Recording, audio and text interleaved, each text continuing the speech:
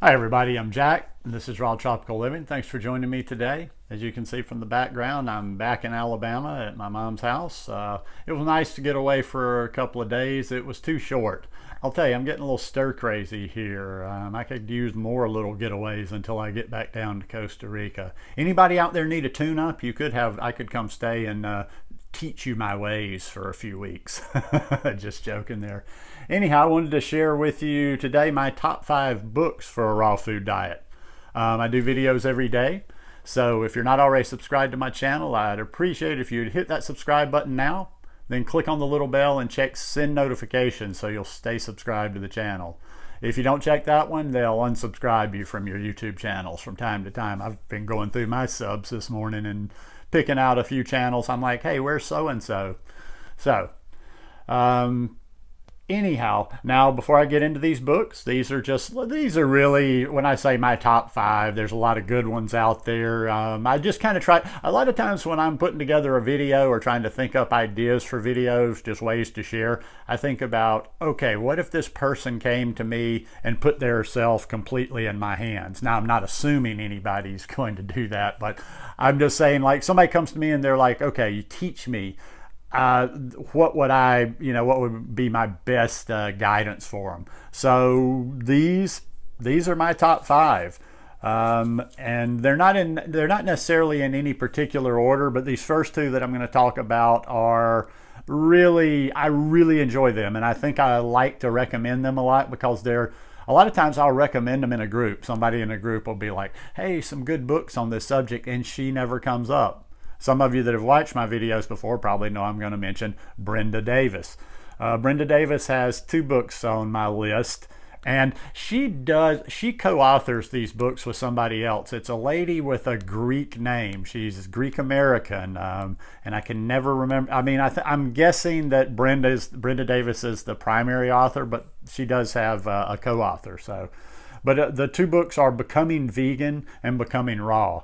I think Becoming Vegan is one of the best ones out there, whether you're plant-based. And that's why I like that, because she took it a different level. Becoming Vegan is just talking about a lot of the subjects that people are concerned about when they start following a plant-based diet.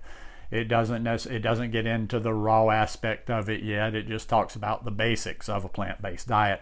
And there's some really good information in there. There's some really good explanations. She's very logical. She's not out there, making crazy claims and using words that are like, hey, is that scientific or is that a made-up word?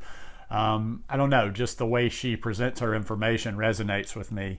But she's not, this isn't one of the sexy books. She doesn't do a lot of videos, although you can find, if you want to just get a taste of it, search Becoming Vegan, Brenda Davis, here on YouTube, and you'll find several talks that she's given. I know one was to the Hawaiian Vegetarian Society or something like that. And like I say, there's a long list. I don't have my iPad. That one happens to be on my iPad. I could go down through the table of contents on there, but she pretty much goes through all the subjects that people that follow a plant-based diet, talking about becoming vegan now, would be interested in. The protein issue, the calcium, various minerals, various vitamins, the B12, all this stuff. And she gives a good explanation of it. She just goes that next step in Becoming Raw, but it's also a very detailed, well thought out book, and it talks about, it expands on just the plant-based aspect of the diet. And it even, she gets into some details of things people are asking about, like mushrooms. People are constantly asking me, should we eat mushrooms? She's got a chapter on things that people ask like that, and she kind of gives them a rating, like things like, no, you shouldn't do this, you shouldn't be eating this raw, or kind of in the middle, like, well, it's not, you could eat this from time to time, it's not something you want to eat on a regular basis. And then she'll tell you on some, it's like, yeah, there's nothing wrong with eating this on the raw food diet. So those 2 books I highly, highly, highly recommend. They're on my, like I say, they're on my Kindle, and they're very good for reference. You can find things easily. Like I've told you, you guys know I can't like sit here and explain a bunch of stuff. I can't retain enough things in my head. I drank all those brain cells away. So this is a great resource for me, and it's easy to find answers. Somebody asks you a question and you've got that on your Kindle, you can generally go in there and go to the table of contents, tick, tick, tick, there it is, boom. And you can find those things right at your fingertips. I've got somebody in here, and it's like you could, I actually say it's more of an author in my top 5. You could pick one of his 2 books, and he's not about raw. It would be Colin Campbell. And I would say definitely starting out on this lifestyle, read the China Study or read Whole. That's more for the big picture. That's more for the why. That is what cemented it for me, and I know that's what cemented it for a lot of people on really waking up to a plant-based lifestyle. I mean, some of the experiments he did and stuff, I just still remember reading that book for the first time, coming up on 6 years ago, and just being like, this just makes so much sense, and having that wow and having that aha moment. So definitely read Colin Campbell. Like I mentioned a lot of times, don't necessarily, and with any of these books, don't sit. I know there's somebody out there, their little brain is clicking already, and they're thinking, they're about to start dissecting it. Yeah, but I don't like what so-and-so says in this book, and I don't agree with this and that. Well, I don't agree with anything I read 100%. It's just like, I just want to keep stressing that over and over. Take what you can use, but don't discount somebody because you don't agree with them 100%. Even if they say something that's diametrically opposed to what you believe, maybe even offends you, don't throw away the good that you can learn from them. So definitely check that one out. I got to mention 80-10-10. I'll be quite honest, I take a lot of good information. I model a lot of how I do on the lifestyle. It's just not the holy scripture for me that it is for some of you 80-10-10ers. Sorry, it is what it is. But it's a very worthwhile book. It's got a lot of good information and a lot of good knowledge in there. And to a large extent, I follow and agree with a good bit in there.